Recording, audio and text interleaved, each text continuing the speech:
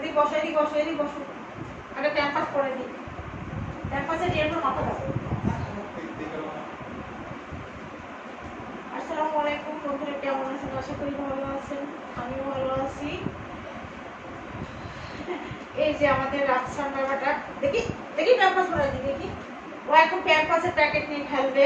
দেখি আমাদের রাজসান বাবাটা ততটা ভালো নেই, আজ বেশ কয়েকদিন ধরে ঠান্ডা লাগছে, মনে হয় 8-10 দিন ধরে।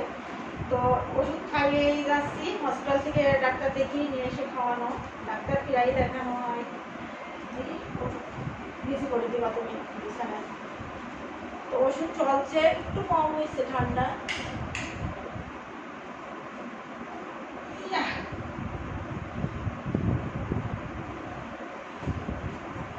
প্যাম্পাস না করালে রাত্রে শুধু প্যাম্পাস করানো হয়, 2-3টা প্যাম্পাস লাগে। যদি মানে টয়লেট করে দেয় তাহলে পারে, তাছাড়া মানে পোশাক খুব কমই করে। ও এখন খেলবে হচ্ছে, এই ও গামছাটা দিয়ে যায়। ও এখন প্যাম্পাসের প্যাকেট নিয়ে খেলবে। প্যাম্পাস শেষ হয়ে গিয়েছিল, ছোট প্যাকেট নিয়ে আসা হয়, মানে 5টা করে থাকে, তো সেটা সবাই জানেন, 100 টাকা করে নেয়। এস সাইজ, হ্যাঁ এস সাইজ, মানে এখানে 42 পিস আছে, এটার ভিতরে 720 টাকা নিয়েছে। এখানে আমার 6টা প্যাম্পাস মানে যে বেশি আসছে আর কি, ফ্রি আসছে। নাও খালি এদিকে সরাই দিন, এবার করে দেওয়া। একটু আগে ওই ফ্লোরে ওখানে বসানো ছিল, গাছিটা সবই পাড়া ছিল, তারপরে পড়ে গিয়েছে, আমি করতে দিই না। বিছানার উপরে পড়লেও আমার কাছে ইয়ে লাগে না, যে মাথাটা পরে মাথায় অনেকটা ঝাঁকি লাগে, এই কারণে। প্যাম্পাস ছাড়া তো রাত্রে বাচ্চাদের রাখা যায় না, বারবার পোশাক করে, বারবার হয়তো মাথার উপরে পোশাক করলে পরে মাথাটা ভিজা থাকে, ঠান্ডা লাগবে আরো বেশি। কি খোলা আসলে এর ভাগ্যটা আসলে কত দূর যে থাকবে আমি জানি না। তো আল্লাহ রহমতে মৃত্যুর আগ পর্যন্ত তো আমি আছি, আমার মৃত্যুর আগ পর্যন্ত, ওর জন্য আমি সবসময় আছি। দেখি এবার করে না, এখনো আসলে ওকে নিয়ে আমি অনেকটা কষ্ট হচ্ছে আমার কাজ করতে, তারপরেও বেশি কষ্ট হয় না। হিমেল একটু রাখে, তারপরে ও খেলে, কান্নাকাটি খুবই কম করে, ও অনেক খেলে। কিন্তু একটু সামনে সামনে মানে সামনে থেকে কেউ যদি সরে যাওয়া হয়, একা একা থাকে, তখন একটু কান্না মতো ইয়ে করে।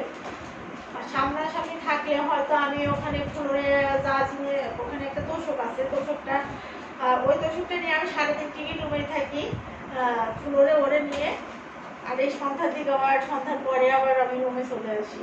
তো এই যে ওই ডাইনিংয়ে ওই তোষকটা পাতি, আমি রান্নাঘরে যাই করি না কেন, ওই তোষকটা ওখানে দিয়ে ওরে শোয়াই রাখলে পরে ও ওখানে দেখে আর খেলে, কোনো সমস্যা করে না। আর দুধ খায়, ও 4 মাস পর্যন্ত কিউট বেবি খাওয়ানো হয়েছিল, আর 4 মাস থেকে আমি এখন পর্যন্ত দুধ খাওয়াচ্ছি।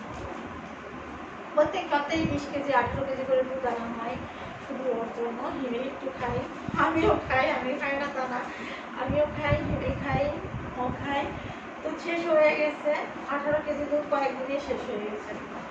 আবার 5 কেজি আবার নিয়ে আসা হয়েছিল, আবার কাল সকালে আবার যাইতে হবে। আমার কুষ্টিয়া থেকে একটু দূরে যেতে হয়, কুষ্টিয়ায় সেরকম দুধ পাওয়া যায় না, আর যাতে দুধগুলো পাওয়া যায় অনেক পানি মিশানো, ওগুলা মানে একদমই ভালো নয়। এই জন্য কুষ্টিয়া থেকেও 15 কিলো দূরে যেতে হয় দুধ আনার জন্য।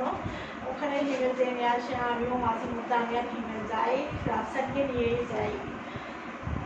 রাফসান এখন অনেকটা বড় হয়ে গেছে, এখন 6 মাস চলছে আর কি, 23 তারিখে আসলে 6 মাস পার হয়ে যাবে। এখনো বসা ফুলফিল শিখিনি, হালকা পাতলা বসা শিখছে, বা একটু বসে থাকা পরপর একটু পড়ে যায় আর কি, কাঁধে পড়ে যায়। এই যে একা একা এখন কোলে উঠবে, ও থাকবে না, এখন খেলবে না। তুমি খেলবে না? হ্যাঁ খেলবে না তুমি? চলে আসছে কোলে। এখনো দুধ চালাবো, দুধ খাওয়াইতে হবে। এখন ঘুমাবে না, সারা দিনে ঘুমায়, দিনে 2বার ঘুমাই, অনেক টাইম নাই ঘুমাই। আর রাত্রে এই একটু আগে ঘুম থেকে উঠলো, আধা ঘন্টা আগে। এখন হচ্ছে ঘুম থেকে ওঠা মানে কি, এখনো ঘুমাইতে ঘুমাইতে রাত 1টা বাজবে। আর 1টার সময় ঘুমাবে, আবার সকাল 9টা 9:30টার দিকে উঠবে, আবার 11টার দিকে ঘুমাইলে একদম 4টে পর্যন্ত ঘুমাই। তারপরে উঠে 1 ঘন্টা দিয়ে পরে আবার ঘুমাই, সন্ধ্যা পর্যন্ত ঘুমাই। আমার ততটা সমস্যা হয় না। তারপরেও মানে রাত্রে ঘুমাই, 1টার পরে ঘুমাই, তো ওই ঘুমানোর মাঝখানে আবার খাওয়ানো লাগে, 3বার খাওয়ানো লাগে। আমি খাওয়াই 3বার, ঘুমের মধ্যে খুব সুন্দর করে খাই, খেয়ে আবারও ঘুমাই। সারা রাত মানে বিছানার উপরে পড়ে বেড়াই। এই সাইডে পুরা আমি বালিশ দিয়ে ঘিরে রাখি, কোল বালিশ দিয়ে ঘিরে রাখি। ওইদিকে হিমে থাকে, এদিকে আমি থাকি, মাঝখানে ওরে দিই। কিন্তু বাদ দিকে ও আবার কি হয়, উপরে পিছন ভাঙে। এর আগে একদিন ওই রুমের থেকে, খাটের উপর থেকে পড়ে গিয়েছিল। তালার মধ্যে মাথাটাতে কোথাও লাগেনি, হয়তো গায়ে লাগছিল, হালকা একটু কান্নাকাটি করছে। মানে বিছানার উপরে রাখে ওর জন্য কিছু করার মতো নাই। এখন বালিশ রাখলো, পা দিয়ে বালিশ সরাই দেয়। তো বন্ধুরা, ওকে সুস্থ, ওকে আমি সবসময় চাই, সবসময় ভালো রাখার জন্য। দেখি কত দুষ্টুমি করলে হয়। খেলতেও ইচ্ছা করছে, করলেও উঠতে ইচ্ছে করছে না। ওর জন্য সবাই দোয়া করবেন, ওর যাতে সুস্থ থাকে, ভালো থাকে। ওর লাইফটা আসলে কোন জায়গায় যে থাকবে আমি জানি না। তো সবাই দোয়া করবেন ওর জন্য, ও যেন সবসময় ভালো থাকে, সুস্থ থাকে, এবং আমি যেন ওর জন্য ভালো কিছু করতে পারি, এটাই। নাও বসো, এর উপরে বসো। হয়েছে হয়েছে না? আবার পায়ে কি হলো? পা দেখতেছো? চলো ওদিকে যাই। খাবে না তুমি? খাইতে হবে, তুমি খেতে হবে।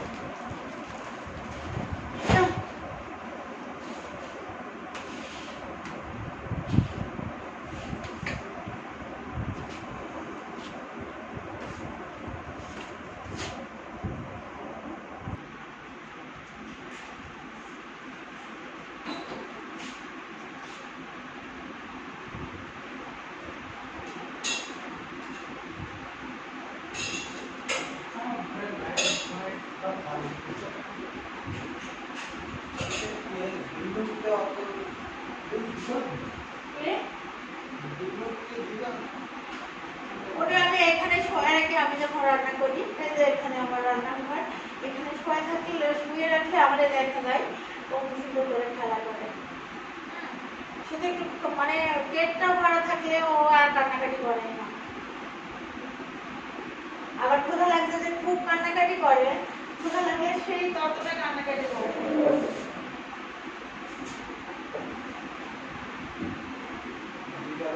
তো বন্ধুরা, সবাই ওর জন্য দোয়া করবেন, ও যেন ভালো থাকে, সুস্থ থাকে, ওকে যেন আমি সবসময় ভালো রাখতে পারি। আর দেখি বাবা, ওইয়া